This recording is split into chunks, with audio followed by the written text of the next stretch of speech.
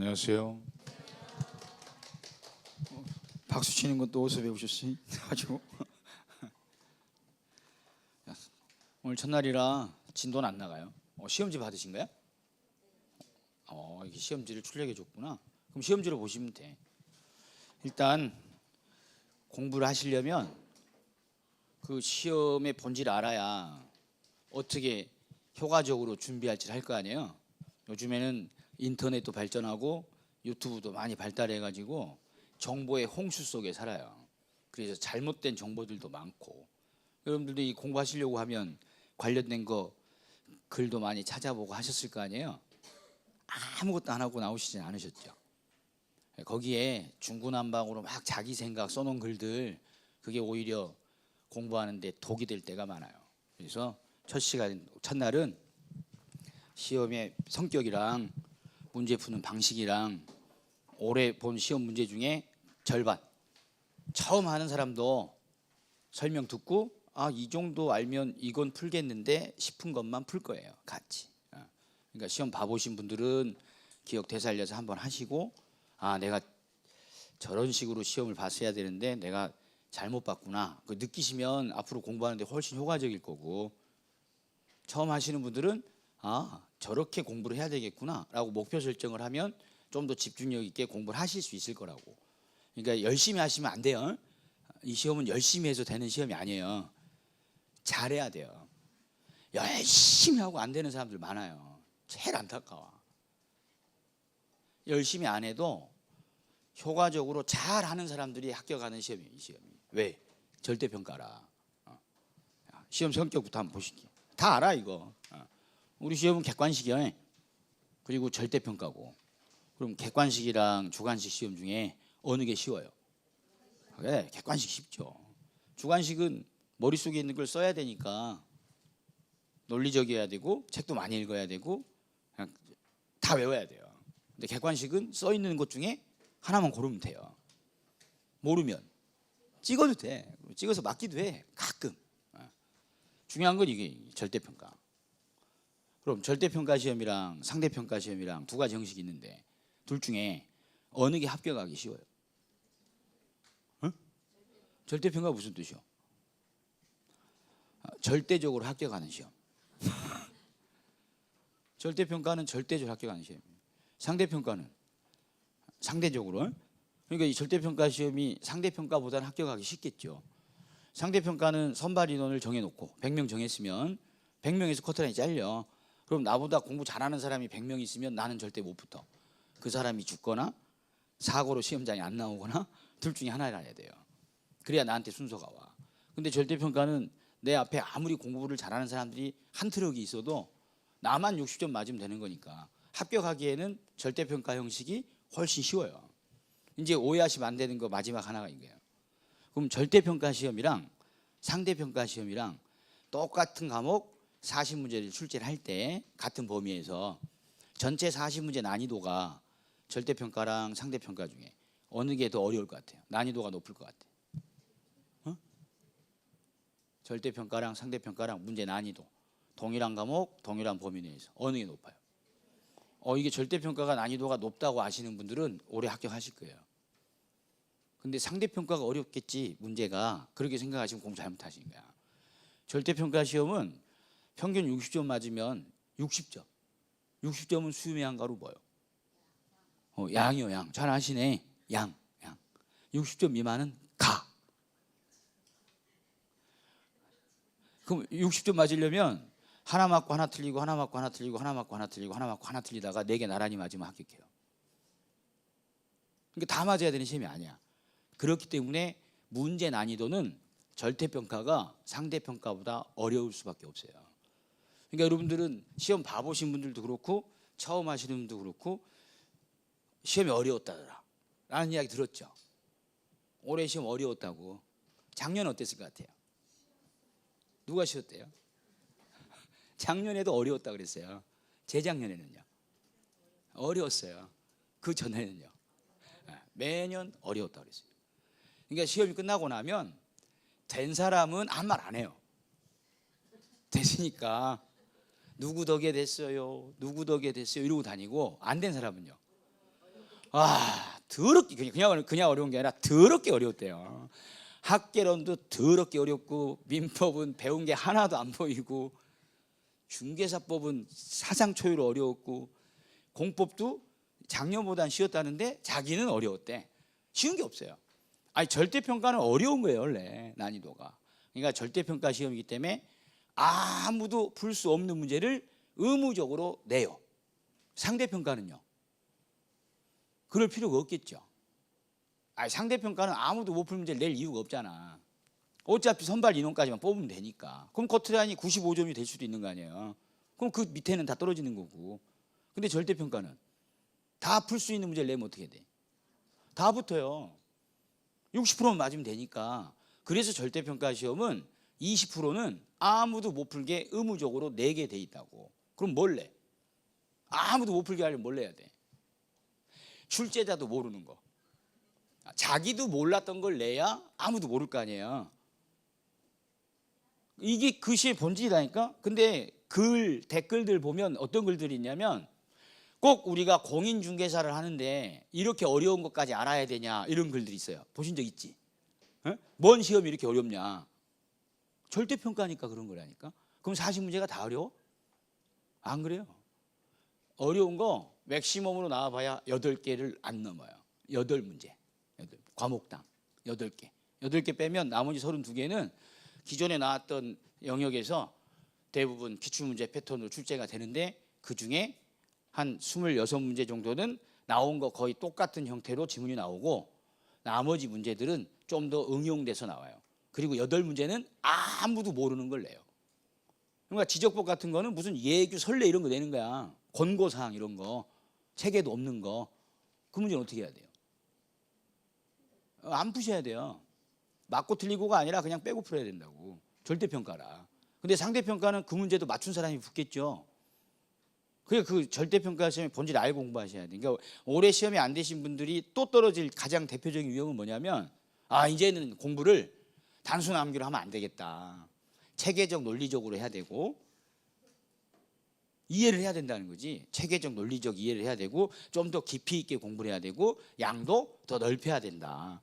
그래서 저한테 요구한 사람도 있어요. 앞으로는 날라리처럼 그렇게 하지 마시고 더 해주래 내용을. 그럴 필요 없다는 걸 오늘 보여줄 테니까 그걸 잘 하셔야 되니까. 며칠 전에는 한 분이 오셨어. 판례가 중심이 돼가지고 문제가 계속 출제가 된다는데 판례집을 따로 봐야 되냐고. 기출문제도 다 판례로 돼 있고요. 책도 다 판례로 돼 있고 모든 문제집은 다 판례로 돼 있어요. 판례집을 따로 보는 시험이 아니에요. 어차피 판례만 공부해. 법조문이랑 판례랑. 그럼 판례가 매년 대법원 판례가 수백 개씩 나와. 그걸 다 공부해야 돼? 안 돼. 중요시 되고 어느 시험에서든 자주 회자되는 것만 할 수 있어요. 내가 할 수 있는 거를 공부해야 되는 거예요. 그러니까 자신의 능력치에 맞춰서 공부를 해야 되는데 자신의 능력은 생각도 안 한 채 많이만 해. 그러니까 그분들이 시험이 안 되는 거라니까. 그러니까 본질을 아셔야 되는 게 절대평가 시험은 과목당 8문제는 아예 못 풀 문제, 출제자도 모르는 문제, 아무도 본 적 없는 문제를 낸다. 그럼 처음 보는 건 아예 손대면 안 되는 거예요. 그걸 명심하고 공부를 하셔야 돼. 그리고 학습을 하실 때에는 자신이 딱 중심이 돼야 돼요. 세상의 중심은 나니까. 내가 할 수 있는 걸 하셔야 되고 내가 할 수 있는 거는 그냥 알면 안 되고요. 100% 확신 있게 맞출 수 있게 절대 틀리지 않는 연습을 하셔야 돼. 그러면 절대평가 시험은 60에서 65점 맞고 안정적으로 합격할 수 있다고. 그러니까 절대평가 시험은 문제 자체는 어려운 문제다라고. 근데 쉬운 건 정말 쉽거든요. 그러니까 쉬운 걸 안 틀리셔야 돼요. 쉬운 거 틀려서 떨어지는 시험이지 어려운 걸 틀려서 안 되는 시험이 아니다고. 그러니까 절대평가라 1차 기준으로 민법하고 학개론하고 같은 시간에 치러지니까 40문제씩 총 80문제예요. 이제 40점 미만 과락이 있으면 안 되고 과락만 없으면 두 과목 합쳐서 평균 60점 맞으면 합격해. 그럼 전체 80문제 중에 몇 개를 맞아야 돼? 구구단 한 지가 오래돼가지고 잘 안 되죠? 48개를 맞으셔야 돼. 그럼 몇 개를 틀려야 돼? 32개를 틀려야 돼요. 맞은 거나 틀린 거나 큰 차이 없어요. 어마어마하게 틀려야 된다고. 그러니까 1차 기준으로 80문제 중에 32개를 틀리면 딱 점으로 합격해요. 근데 32개를 틀리려면 진짜 겁나게 틀려야 돼요. 이 말은 모든 문제를 다 풀어서는 안 되는 거라고. 그러니까 절대평가 시험이 안 되는 사람들의 전형은 1번부터 쭉 다 풀어요. 그리고 한 60번 때쯤 하면 10분 남았습니다 라는 소리가 들려요. 그럼 남은 20문제는 손가락 끼고 왔다 갔다 하다가 정신을 잃어요. 그러니까 중간에 1번 모르면 안 풀고 2번 모르면 안 풀고 내가 외운 거를 찾아서 풀어야 되는데 그냥 순서대로 쭉 다 풀려는 사람들이 시간 부족으로 시험이 안 된다고. 그러니까 32개까지 틀려도 되는 시험이니까 내가 확실하게 외운 문제를 먼저 골라서 풀고 그리고 나서 남은 문제들을 대충 읽고 찍는 식으로 시험을 봐야 되는데 안 그래. 한 번 읽었어. 몰라. 그러면 또 읽어. 그걸 미절이다 그래요. 집착하는 거야. 그게 이성적으로는 그렇게 해서는 안 되는지 알지만 몸은 그렇게 돼요. 그거를 습관을 고치시는 거야. 공부하면서. 그러니까 이 시험은 어느 내용 하나를 더해야 붙는 시험이 아니라 내가 알고 있는 최소한을 가지고 시험을 효과적으로 봐야 돼요. 시험 보는 자세가 제일 중요한 거야. 그래서 처음 시작할 때도 32개까지 틀려도 되는 시험이니까 이거를 틀려도 된다는 생각으로 공부를 하셔야 된다고. 그럼 반면에 내가 확실하게 맞출 수 있는 문제는 절대 틀리지 않게끔 훈련을 하셔야 돼요. 그러면 객관식 절대평가 시험 볼 때 문제를 푸는 자세 5가지를 우리가 테스트를 할 거예요. 이지선다니까 부담은 없어요. 한번 해보게. 어떻게 봐야 되는지 시험을. 문제 푸는 방법 이게 제일 중요해요. 객관식은 이해나 실력이 문제가 아니고 지식의 문제가 아니라 기술의 문제예요. 문제를 효과적으로 푸는 기술이 있어야 돼. 그냥 무턱대고 쭉 읽고 그 중에 하나 찾는 시험이 아니라고. 그래서 첫째, 자기가 이제 1년간 공부를 해서 갔어 시험장에. 그럼 시험 볼 때 자신 있게 외운 문제를 우선 골라서 풀어야 돼요. 혹시 모르니까 문제를 순서대로 다 풀어야 돼. 1번. 이거 틀리신 분은 오늘 환불 받으세요. 자기가 자신 있게 외운 문제를 우선 풀어야죠. 순서대로 쭉 풀면 안 되잖아. 근데 자기는 어떻게 해요? 시험 볼 때 이렇게 하잖아. 그게 안 된다고 시험이. 그럼 이렇게 풀어야 되는 걸 알아. 그럼 이렇게 풀 수 있으려면 전제가 뭐가 돼 있어야 돼? 자신 있게 외운 문제가 있어야지. 그럼 자기가 자신 있게 외운 문제인지 아닌지 어떻게 알아요? 자, 1번 문제를 딱 봤어. 학계론 1번 문제를. 그럼 그 1번 문제를 딱 봤을 때 자신 있게 외운 문제인지 아닌지 어떻게 알아? 딱 보면 한눈에 알아? 읽어봐야 알아? 응? 몰라 그걸? 그러면 우리 집 애인지 옆집 애인지 어떻게 알아? 딱 보면 알아? 꼼꼼히 뜯어봐야 알아요. 응? 그러니까 애가 독서실 간다고 집을 나갔는데 영화관에 갔더니 뒤통수가 아들놈이랑 똑같은 놈 앉아있어. 그럼 우리 아들이 아니요. 우리 아들인 거예요. 그러니까 내가 외운 문제는 읽기 전에 딱 보고 알아야 돼요. 그게 훈련을 해야 된다고. 그럼 딱 봐도 눈에 안 띄죠? 그럼 안 외운 거야. 그럼 어떻게 해야 돼? 안 풀어야 돼요. 근데 여러분 안 그런다니까. 일단 읽어봐. 쭉 읽어봤더니 안 외운 거야. 그래서 여기 앉아있게 된 거죠. 그러니까 바꿔야 된다니까 그 습관을. 이게 습관을 고치는 게 쉬운 일이 아니에요. 하나 맞았고 하나 맞았어. 자신 있게 외운 게 있어야 돼. 그러니까 자신 있게 외워놓으면 눈에 들어오게 돼 있어요. 그게 답이 일어난다는 뜻이야. 그럼 어떻게 외울지는 이제 우리가 앞으로 학습하면서 더 볼 텐데. 그럼 두 번째, 이제 문제 유형이 옳은 것을 고르세요랑 틀린 것을 고르세요 이렇게 오지선 형태로 되어 있는 게 대다수 문제 형식이에요. 그럼 옳은 것을 고르라라고 하면 5개의 지문 중에 가장 옳은 것을 찾는 것이냐, 옳은 거 하나 찾는 것이냐, 틀린 것을 고르라고 하는 문제 5개 중에 가장 틀린 거 찾는 거냐, 틀린 거 하나를 찾는 거냐. 어떻게 해야 돼? 응? 1번이야 2번이야? 왜 2번이요? 객관식 시험이기 때문에 그래요. 객관식 시험이기 때문에 5개 중에 옳은 것을 찾으라고 하면 옳은 거 하나 있다는 뜻이에요. 나머지는 다 틀렸다는 뜻이거든. 틀린 거 고르라고 하면 나머지는 다 옳은 문장이 나온 거고 틀린 거 하나 있다는 뜻이에요. 그래서 옳은 거 딱 하나, 틀린 거 딱 하나를 찾으셔야지 5개를 다 읽고 그 중에 가장 옳은 거 5개 다 읽고 그 중에 가장 틀린 거 이렇게 시험 보시면 안 돼요. 그런데 대부분의 수험생은 이렇게 풀어야 되는지 알고도 시험장 가서는 이렇게 풀어요. 왜? 자신 있게 외우질 않았기 때문에. 자기를 못 믿어. 자기를. 내가 이렇게 한 번에 답이 나오는 사람이 아닌데. 이거는 대법원 판결이 났어요. 2000년에. 그러니까 예전에 2000년대 이전에 객관식 시험에는 이런 문제가 있었어요. 다음 중에 가장 타당한 것은, 가장 옳은 것은, 가장 잘못된 것은, 가장 틀린 것은 찾으라는 문제들이 있었다고. 그래서 그 때문에 사법시험 때문에 소송된 적이 있어요. 아니 객관식에 가장 옳은 거 이게 어딨냐. 옳으면 옳고 틀리면 틀려야지. 그래서 판결 났어요. 앞으로 객관식 시험에는 이러한 표현으로 출제하지 말라고. 요렇게 내라고. 요렇게. 그래서 중개사 시험은 옳은 거, 틀린 거 이렇게 딱 2가지 형태로 되어 있고 틀린 밑에다가 줄도 그어줘요. 친절하게. 요렇게. 실제 시험에 틀린 에다가 줄도 그어준다고. 이거 명심하셔야 돼요. 그러니까. 그럼 1번 지문에 옳은 것이 나왔죠? 그럼 나머지는 안 봐야 되거든. 그런데 여러분들은 답을 찾아놓고도 혹시 모르니까 내려간단 말이야. 그럼 또 비슷한 놈 하나가 벌떡 일어나. 나 보러 왔니? 그러면서. 그래서 또 둘 중에 하나를 오르락 내리락 고민해. 그러다가 심약해지니까 큰일 날 뻔했네 하고 큰일을 일으켜. 답을 바꿔. 그리고 나중에 채점해 보면 처음 게 맞아. 답 바꿔가지고 틀렸어. 그래서 1-2개 부족해. 이런 일이 한두 명이 아니에요. 그러니까 무슨 내용을 더해달라, 학원 바꾸고, 선생 바꾸고 이게 중요한 게 아니야. 자기는 안 바뀌어. 그럼 시험은 안 돼요. 자기가 바뀌어야 돼요. 자기가. 응? 또 해봐. 여기까지 맞췄어야 돼. 여기 지금 5개 항목을 하는데 이 중에 2개 이상 틀리신 분들은 카운터 가세요.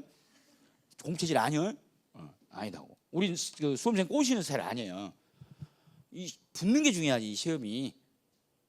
안 될 사람을 데려갈 수는 없잖아. 그러니까 그거 선별하는 시간이다니까. 정신 차리셔. 자, 그럼 이제 지문을 대할 때 지문을 순서대로 읽으면서 그 지문이 옳은지 틀린 지문인지를 생각해 봐야 되냐. 외운 지문 먼저 찾아서 옳은지 틀린지를 판단해야 되냐. 몇 번이요? 다 맞아. 그러면 마찬가지예요. 그럼 이제 문제 제목이 내가 외운 문제야. 문제 제목이. 그럼 1번부터 5번까지 5개 지문이 나온다고. 그럼 대부분 외운 문제 제목 딱 나오면 대다수의 수험생들은 1번부터 순서대로 쭉 내려가요. 그러시면 안 되는 거예요. 그 5개 중에 그 제목하에 내가 확신 있게 100% 외운 거, 그 지문을 먼저 찾으셔야 되거든. 어떻게 찾아? 외운 건 먼저 눈에 띄거든요. 그거를 먼저 찾아가지고 옳은지 틀린지를 하셔야 되는 거예요. 1번부터 순서대로 하는 게 아니라. 그러려면 100% 외운 게 있어야 되겠죠. 다 같은 맥락이에요.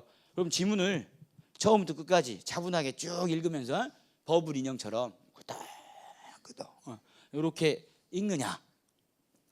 지문에서 물어본 거. 즉 객관식 시험이라는 건 그 문장이 시험에 나오면 물어보는 게 있죠. 이 문장이 옳으냐 틀리냐, 뭐가 옳은지 틀린지를 물어보잖아. 뭐 할 수 있냐 없냐 이렇게 물어본다고. 그래서 물어본 게 뭔지를 먼저 찾고 물어본 걸 알았으니까 그 답할 근거를 문장 내에서 찾느냐. 그 문제야. 어떻게? 몇 번인 것 같아? 그래 2번이겠지. 알지. 근데 아는 대로 못하는 거예요. 객관식 문장은 읽고 해석하는 게 아니라 이미 법조문에 규정된 거, 그리고 그 규정과 관계돼서 소송이 제기돼 가지고 양 당사자들이 서로 주장한 것 중에 판사가 얘 말이 옳다라고 판결 난 거, 즉 결정 난 거에 대해 답을 하는 거예요. 여러분 보고 어떻게 생각하느냐를 물어보는 게 아니라 법에 어떻게 규정이 돼 있냐, 법원에서 뭐라고 했냐를 물어보는 거라고. 그런데 맨날 민법 시험 볼 때 이런 사람이 있어요.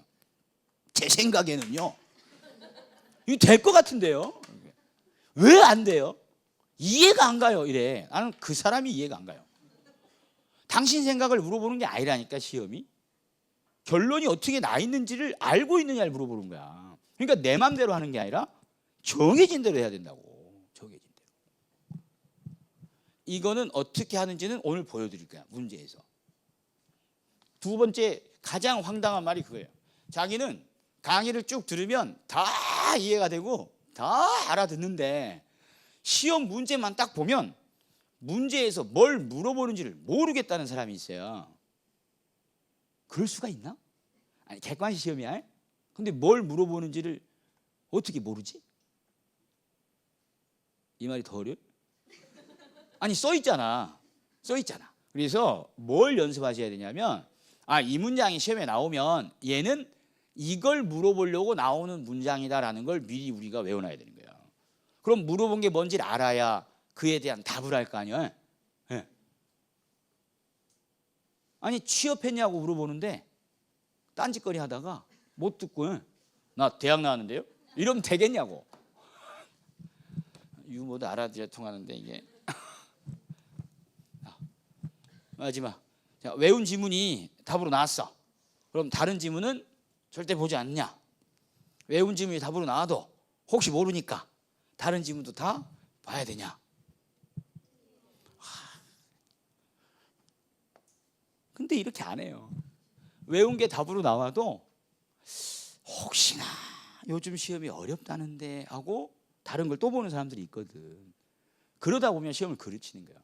그러려면 첫째 해야 될 일이 하나를 하더라도 정확히 하셔야 돼요. 근데 민법에 나오는 지문들의 대다수는 법조문, 판례 딱 두 가지 종류로 나오기 때문에 결론이 나 있는 거예요. 그래서 그 문장은 물어보는 것과 답할 근거가 100% 확실하기 때문에 확실하게 외우는 작업을 지금부터 하시면 돼요. 그럼 지금까지 쭉 다 맞췄죠? 틀린 사람 거의 없잖아요. 환불 받을 사람은 없어 보이니까. 이제 이 방식을 직접 문제에다가 어떻게 적용을 해야 된다는 뜻인지를 이제 해보실 거야. 시험지로 받으셨으니까 시험지에 43번 문제예요.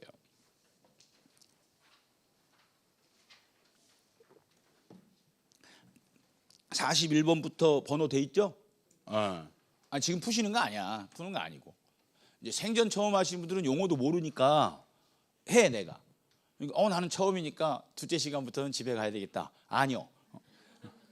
처음 하시는 분들이 오히려 더 희망을 볼 수 있어요. 들어보고 저 정도 하면 나도 되겠다. 그럼 공부를 하시라고. 처음 하는 사람한테 하는 거예요. 불공정이 무슨 뜻이요? 공정하지 않은 거지. 그래서 법에 이렇게 규정을 둔 거예요.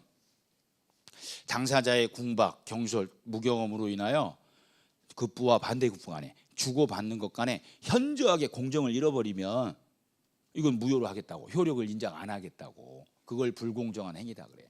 그럼 제목 보고 불공정한 법률 행위는 무효라고 규정을 뒀어 민법에. 그럼 무효인 이유는 뭐요?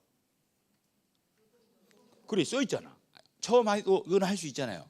그러니까 법에서 이렇게 해놨다니까. 불공정하면 뭐라고? 무효라고. 그럼 공정하면요? 유효한 거지. 불공정하면 무효라는 거야. 이때 두 가지 개념이 나와. 그럼 불공정한 행위에 해당해 가지고 무효인 행위가 있는데 얘를 추인한다라고 하면 이 추인이란 단어는 앞으로 계속 보실 텐데 첫 단추 잘 낀 사람은 정말 쉽고요. 첫 단추 잘못 끼면 제일 어려워. 막 머리 어지러. 언제는 막 승질내. 추인은 그냥 사전적 용어는 추후에 인정한다는 뜻이에요. 그럼 지금 현재 불공정해서 무효인 행위죠. 이거를 나중에 당사자가 효력을 나는 인정하고 싶다라고 하는 걸 추인한다 그래. 그럼 불공정한 행위를 불공정해도 자긴 괜찮으니까 효력을 인정하겠다고 하는 거야. 그럼 공정해져요, 불공정해? 여전히 불공정하잖아. 불공정한 걸 그냥 그대로 자기 효력을 인정하겠다고 하는 걸 추인한다 그래. 그래서 우리 법원은 불공정해서 무효인 건 객관적으로 불공정해서 무효인 거라 당사자 의사로 효력 인정한다고 해도 여전히 불공정하기 때문에 이건 유효가 될 수 없다 그래요. 그래서 불공정한 걸 추인하면 여전히 불공정한 상태라 무효다고. 그래서 추인할 수는 없어요. 전환한데 전환이 무슨 뜻이요? 전환. 바꾸는 거잖아. 그럼 불공정해서 무효인 걸 전환해. 바꿔. 어떻게 바꿔? 공정하게. 불공정해서 무효인 걸 공정하게 바꾸면 공정해졌죠. 이건 유효로 할 수 있다 그래. 그럼 전환은 할 수 있다고. 이거는 불공정한 법률행위에서 어떤 민법 시험에서든 수도 없이 출제되는 내용들이라 그냥 누구나 다 상식적으로 알고 가야 될 내용이에요. 시험장 갈 때. 그럼 불공정 나오면 낱말 맞추기 하는 거야. 불공정이 나오죠. 그럼 추인이 나왔는지 전환이 나왔는지에 따라 정반대로 달라지잖아. 그럼 추인이 나왔는지 전환이 나왔는지 찾으셔야 되겠지. 그럼 추인 나왔어. 그럼 뭐라고 읽어? 불공정한 건 추인해도 여전히 불공정하니까 무효. 전환 나오면 공정하게 바꿨으니까 유효. 이렇게 하시면 돼. 해보게.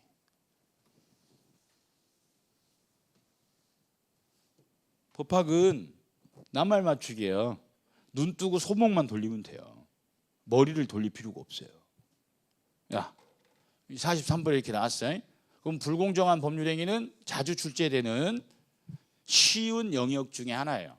쉽다는 이야기는 내용도 그다지 어렵지 않을 뿐더러 새로 출제될 게 거의 없는 주제를 우리가 쉽다 그래요.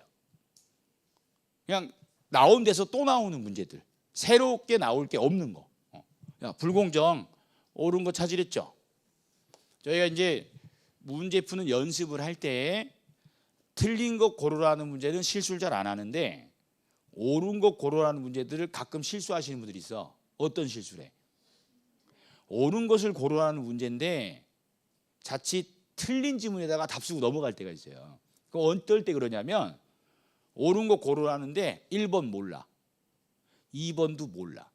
웜에 3번 외운 거 나왔어. 반가워. 근데 그 지문이 틀렸어. 냅다 답 써버려요. 그래서 옳은 것을 고르라는데 반대로 답해서 지나가는 때가 있거든. 그래서 옳은 거 고르라는 문제들은 문제 전체에다가 테두리에다가 원을 그리고 풀으라 그래요. 그럼 문제 전체에다가 원을 그리고 풀면 아무리 머리가 안 좋아도 기억력이 3초가 안 가도 원 안에서 풀 거 아니요? 에? 그럼 반대로 답하는 일은 없을 거 아니냐고. 그래서 전체에다가 원 그려놓고 푸시라고 해. 그럼 이제 외워갔어요? 그럼 1번 해보게. 야, 불공정이 나오고 그 다음 뭐 나왔어요? 전환 나왔잖아. 전환. 그럼 금방 외웠죠? 불공정한 걸 전환해. 그럼 공정하게 바꿨죠? 할 수 있어 없어? 있잖아요. 그럼 옳은 거 찾았죠? 그럼 밑에 볼 필요 있어 없어요? 없거든. 그만 10초 정도? 10초 정도면 풀어요. 그러니까 좀 전에 이제 우리가 5가지 항목으로 문제 푸는 방식을 했어요. 불공정. 이건 외워가야 될 주제예요. 확실하게 외웠죠? 그럼 먼저 풀어야 돼. 그리고 1번 지문도 외웠죠? 그럼 1번 외운 대로 찾았죠? 옳은 거 고라 그래서 찾았지. 그럼 밑에 봐, 안 봐? 안 봐야 된다고. 시험 오래 보신 분은요, 오늘 수업 딱 끝나면 집에 가서 지금 시험지에다 표시를 할 거 아니야. 자기가 집에 가서 자기 시험지랑 오늘 수업 듣고 표시한 시험지랑 비교를 해보라고. 벌써 찢어본 건 아니지. 승질나서 확 찢어본 거 아니지. 자기가 본 시험지는 절대 찢으시면 안 돼. 찢었구만. 이미 지나간 일이니까 다시 실수를 반복하시면 안 돼요. 그러려면 내가 그날 시험장에서 봤던 시험지를 보관을 하고 계셔야 돼. 그래야 내가 바른 방식으로 공부해서 더 나아진 상태에서 그 전 시험지를 봤을 때 그 전 내 시험지가 얼마나 한심한지를 느끼면 절대 이 시험은 안 떨어져요. 근데 자신을 계속 속이면 결과는 안 좋아져 또. 그러니까 이미 끝났어. 35에 붙는 게 중요하지 그 전 건 이미 지나갔다고. 그러니까 앞으로가 중요하니까 절대 자기가 본 시험지 버리지 마세요. 집에 가서 보라고. 5번까지 줄이 거져 있는지 내 시험지가 이렇게 1번에 불공정 전환 있다 하고 깔끔히 끝났는지 다시 한번 봐보시라니까. 그럼 확 달라진다니까. 1번이 답이요.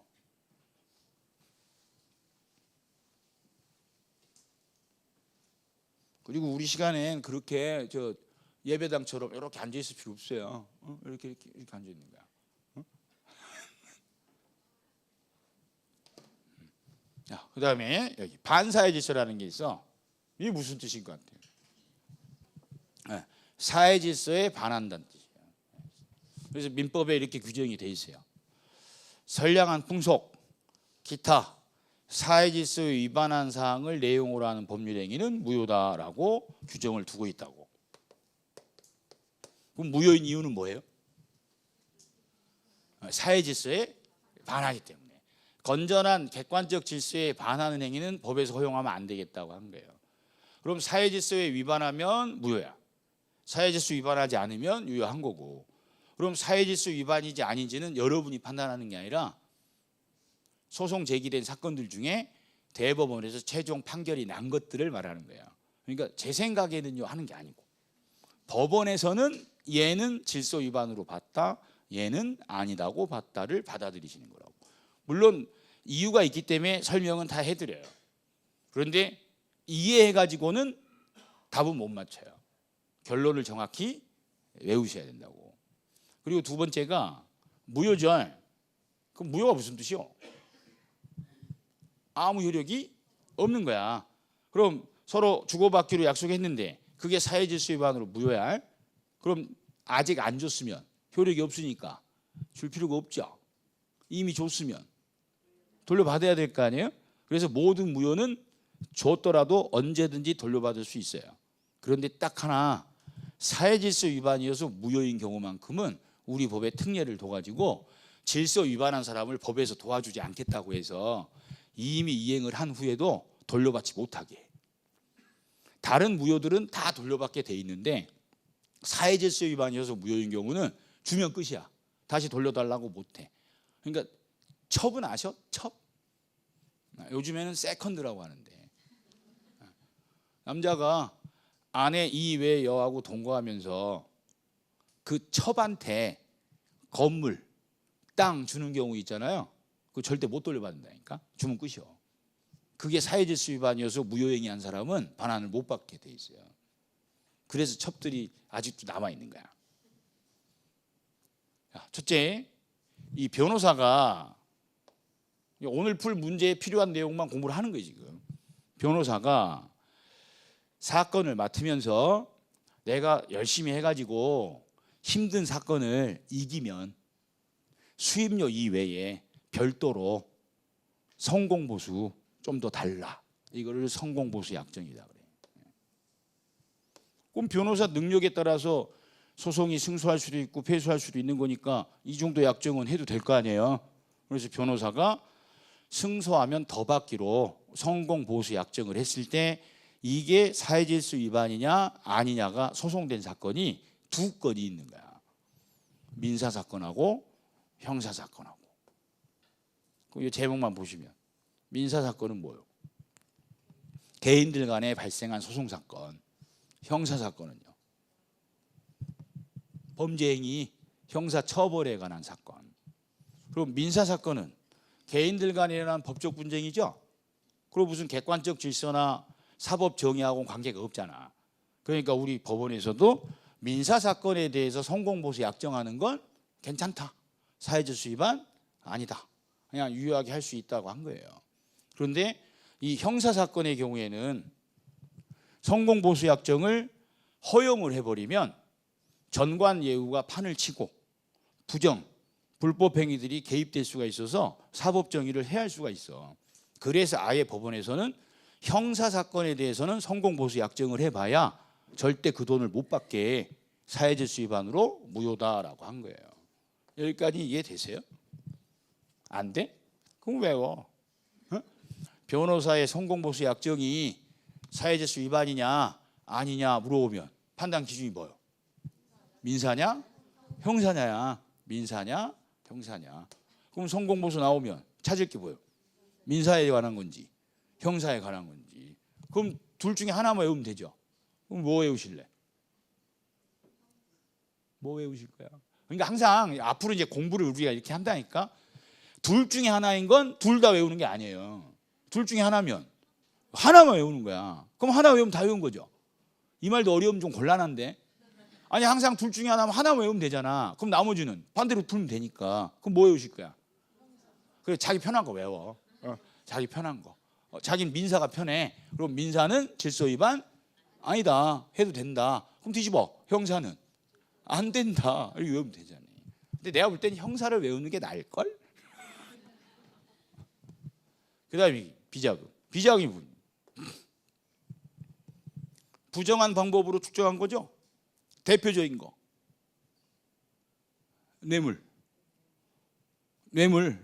뇌물로 비자금을 조성했어. 그럼 국가에서 어떻게 해야 돼? 국가에서는 어떻게 해? 이 비자금을 회수해야지. 추징해야 될 거 아니에요. 그럼 부정한 방법으로 이 비자금을 조성한 사람이 국가에 안 뺏기려면 어떻게 해? 숨기지. 그래서 이 비자금을 숨기려고 다른 제3자한테 맡겨놨어. 그걸 임치다 그래. 그럼 국가에서는 얘가 돌려받을 수 있게 해줘야 추징할 수 있죠. 그럴 거 아니야. 근데 못 돌려받으면요, 국가도 추징 못 하겠지. 그래서 요 임치는 사회질서 위반 아니다라고 한 거예요. 자, 이게 사회질서 위반에 해당하면 어떻게 돼? 못 돌려받지. 그럼 국가도 못 뺏지. 그럼 뺏어내려면 어떻게 해? 돌려받게 해야 될 거 아니에요. 그래서 법원이 비자금 이 자체는 사회질서 위반이지만 이거를 숨기려고 맡겨둔 행위는 질서 위반 아니다고 한 거야. 그래야 돌려받을 거 아니에요. 그래야 빨대를 꽂지. 다시 외우고 문제 풀게. 성공보수에 대해서는 민사는 질서 위반 아니고 형사는 질서 위반이고, 비자금 은닉하려고 임치한 행위는 질서 위반 아니다. 돌려받게 해야 국가에서 수행할 수 있으니까. 이 정도 판례들은 기본 순환 때부터 하는 기본 판례들이고 처음 나온 애들이 아니라 수도 없이 출제되는 문제들이에요. 그래서 47번에 이렇게 나왔어. 자, 이 형태를 박스 형태 문제다 그래요. 박스 문제. 객관식 시험을 볼 때는 빨리 푸시면 안 돼요. 시험 문제 빨리 푸는 거 아니요. 천천히 정확히 푸시는 거예요. 천천히 정확히 풀어도 시간은 충분해요. 왜? 우린 다 풀 게 아니니까. 내가 외운 거 먼저 찾아서 천천히 외운 거 중심으로 풀 거기 때문에 빨리 풀 필요가 없어. 근데 여러분들은 문제를 다 풀려는 강박관념이 있으면 어떻게 돼? 빨리 풀려고 하거든요. 그럼 빨리 풀려고 하다 보면 모르는 문제 2번 읽을 때가 있고 아는 문제를 실수할 때가 있거든. 근데 결국은 모르는 걸 틀려서 점수가 안 나온 게 아니라 아는 걸 실수해서 점수가 안 나오게 되는 거예요. 그러니까 절대 빨리 푸시면 안 돼. 천천히 풀어도 시간은 남아요. 외운 것만 풀 거니까. 야, 그럼 문제 정리를 잘 하셔야 돼. 야, 뭐 찾으래요? 자, 일단 반사의 질서가 나왔어요. 그럼 둘 중에 하나지. 해당하는 것을 찾는 건지 해당하지 않는 걸 찾는 건지 그걸 정확히 정리를 해야 돼. 그럼 반사의 질서 나오고 해당 않는 것을 찾으래요. 그리고 무조건 찾는 게 아니요. 이렇게 박스 형태 문제들은 푸는 방식이 있어. 내가 100% 외운 거 있죠. 그걸 가지고 조합을 계속 제거해 가셔야 돼요. 내가 외운 거 가지고 항상 다 하는 게 아니라 대부분 이런 요령을 모르는 사람들은 어떻게 푸냐면 순서대로 얘들을 일단 자기가 나름대로 다 해. 그리고 자기가 한 조합을 찾으러 가. 없어. 그럼 당황해. 그렇게 하시는 거 아니다고. 그러니까 항상 내가 100% 확신 있게 외운 거 가지고 조합을 추리시다 보면 알려드릴게. 박스 안에 몇 개 들었어요? 3개 들었지. 그리고 조합은 하나, 둘, 셋 이렇게 돼 있잖아요. 이 문제 형태는 딱 둘 중에 하나예요. 3개를 다 알아야만 답이 나오는 문제랑 2개만 하면 답이 나오는 문제 딱 2가지 형태로 돼 있어요. 그렇기 때문에 무조건 먼저 다 하면 안 되는 거야. 100% 외운 걸로 하는 거야. 그럼 기억 외웠어 안 외웠어? 외웠지. 형사사건 나왔잖아. 그럼 얘는 사회수 위반이요 아니요? 아, 또 아니요. 기억이 5분도 안 가는구나. 민사는 괜찮고 형사는 안 돼 그랬잖아. 그러니까 형사사건은 사회질서 위반이야. 근데 뭐 찾으라고 했어?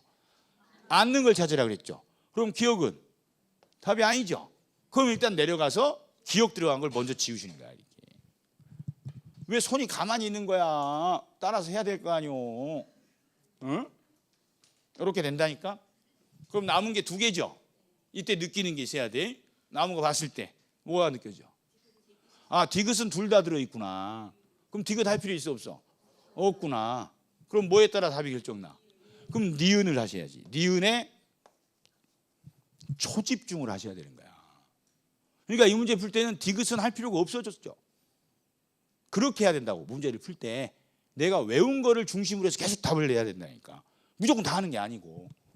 자, 니은 비자금 나왔죠. 그 다음 은닉하려고 뭐 했어? 임치했지.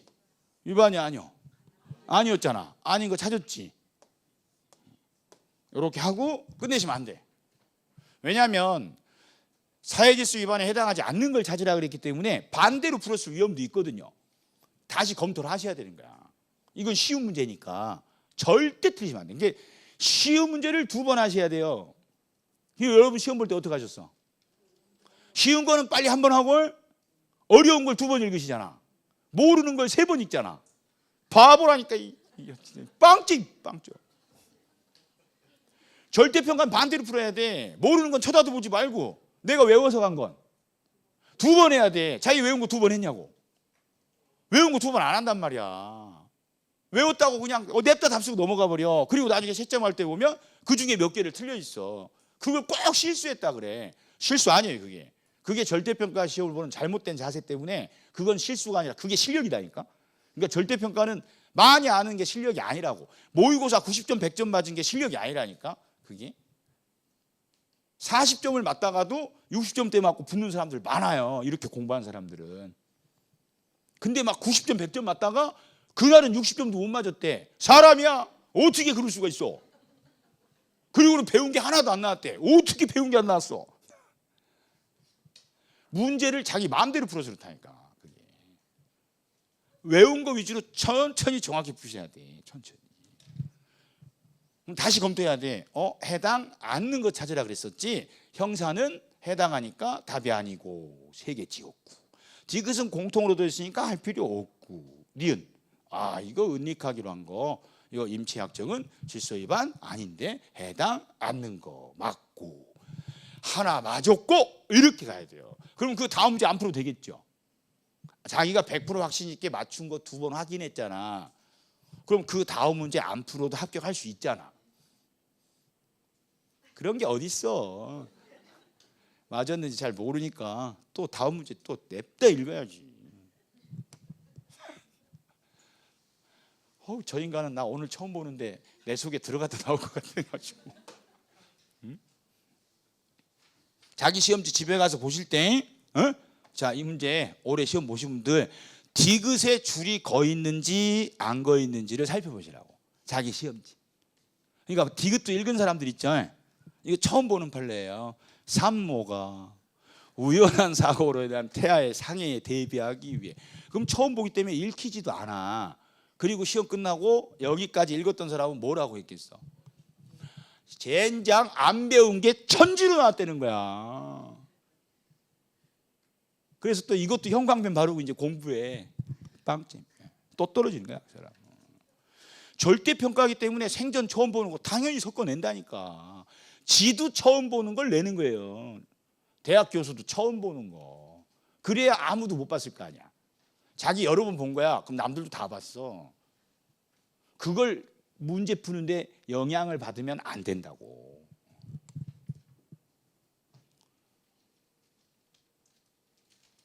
야, 금방 한 거 또 나왔어. 사회질서 위반이래죠. 그럼 사회질서 위반이 뭐라고 그랬어? 사회질서 위반이면. 아니, 사회질서 위반이면 유효야 무효야? 무효라고 그랬잖아요. 왜 무효예요? 사회질서 위반이니까 무효야. 근데 뭐가 사회질서 위반이래? 조건이. 이 조건이라는 게, 조건이 무슨 뜻이요? 그러니까 여러분들은 어떤 강박관념이 있냐면 이게 무슨 뜻이에요? 라고 하면 그거를 꼭 다른 용어로 바꾸려는 습성이 강해요. 조건이 조건이지 뭐요. 저희가 이제 기본 수업 들어가면 민법 공부하실 때 99%는 그냥 그대로 읽기만 하면 된다고. 법률 용어는. 왜냐하면 용어 자체에 의미가 다 들어있으니까. 그런데 딱 몇 개. 절대 그대로 읽으면 안 되고 반드시 바꿔 읽을 거 있어요. 몇 개 안 돼. 5개 정도밖에 안 돼. 그것만 바꿔 읽는 거 연습하시면 돼. 나머지는 다 그냥 읽으면 돼요. 조건이 뭐요? 조건이잖아. 조건. 그럼 조건부로 행위해 보신 적 있어 없어요? 자기가 조건부로 어떤 행위를 한 적이 있어 없어? 수도 없이 많아. 애들한테 맨날 하는 게 그거야. 어? 엄마 아이폰 사줘. 공부도 못하는 게 이제. 다음 중간고사 때 수학 100점 맞으면 사줄게 그러죠? 그게 뭐야? 그게 조건이잖아. 뭐 하면 해주겠다고. 근데 그 조건이 뭐래? 사회질서 위반이래. 그럼 조건이 무효인 거죠? 그럼 조건이 붙은 행위도 싹 다 무효예요. 그래서 조건이 사회질서 위반일 때는 조건이 붙은 법률행위 전체가 무효가 되는 거예요. 그럼 여기서 제일 중요한 단어는 뭐예요? 이거지. 사회질서 위반이면 뭐야? 그냥 무효다니까. 사회질서 위반 나오면 싹 다 무효예요. 그리고 또 하나가 여기 조건만 무효단 말 나오잖아요. 조건만 무효단 말이 나오면 무조건 틀린 거야. 왜?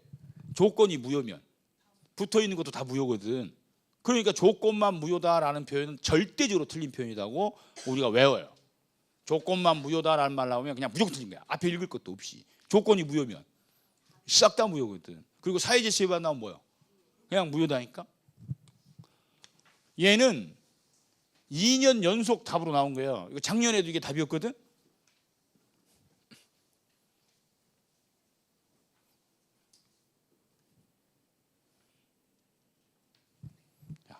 부관은 큰 의미는 없어요.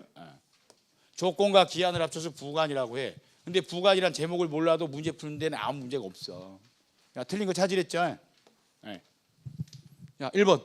야, 1번에 물어본 것부터 한번 찾아보세요. 물어본 게 뭔지. 물어본 게 뭐야? 우리가 연습할 게 그거야. 이 문장이 나오면 뭘 물어본다는 거. 물어본 게 뭔가. 물어본 게 뭐야? 그래. 물어본 게 이거잖아. 대부분의 민법 시험 지문들은 끝에 서술로 해서 최종적으로 물어보는 게 대부분이에요. 중간에 물어보는 지문들이 몇 있어. 걔들은 공부하면서 알게 돼.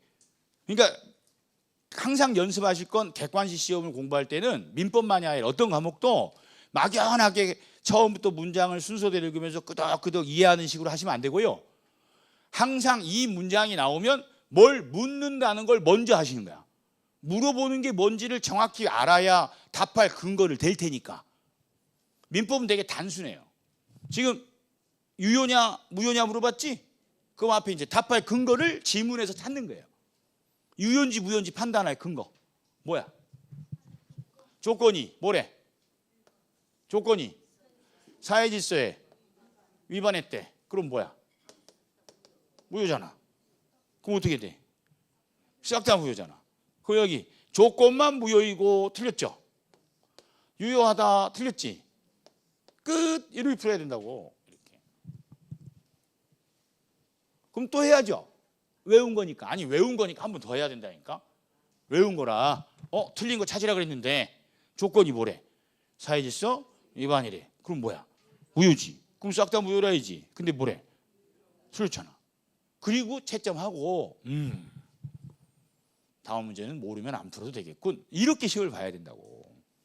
그냥 머리를 딱 들이박은 순간부터 종 칠 때까지 고개 한 번도 안 들고 정신없이 그냥 읽어 내려가다가 동인지 된장인지 구별도 못하고 귀에 들리는 소리는 딱 하나야.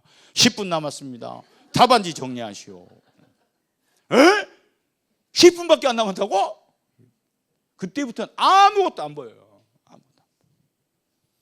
뭐가 떨어지기도 해 이렇게 뚝뚝. 그러시면 안 된다니까. 그게. 지식의 문제가 아니에요 이게.